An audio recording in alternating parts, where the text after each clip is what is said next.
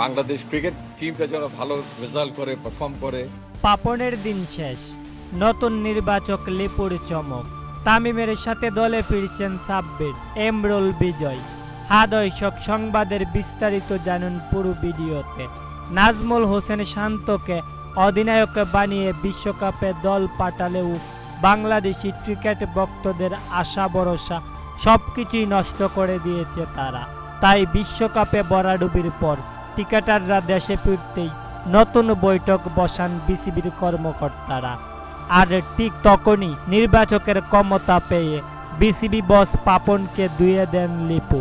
তিনি বলেন, নির্বাচক আমি না পাপন, দলের জন্য যেটা ভালো মনে হয় সেটা আমিই করব। তাই তো নির্বাচক লিপু এবার চমক দিয়ে তামিমের সাথে দলে ফিরাচ্ছেন এনামুল হক বিজয়, সাব্বির এবং ইমরুল কায়েসকে। এ ব্যাপারে তিনি আরও বলেন, অবহেলিত ক্রিকেটারদের নিয়ে 7 দিনের একটি ক্যাম্পের আয়োজন করা হয়েছে। সেখানে অংশগ্রহণ করেছে সকল ক্রিকেটাররা। নির্বাচক লিপু পরিষ্কার করে বলেন, জাতীয় দলে থাকতে হলে পারফরমেন্স করতেই হবে। সে যেই হোক, পারফরমেন্স করতে না পারলে দলে রাখা হবে না। সবশেষ লিপু তামিম ইকবাল, এনামুল হক বিজয়, সাব্বির রহমান এবং ইমরুল কায়েসকে জাতীয় দলে ফেরানোর বিষয়টি পরিষ্কার করেছেন।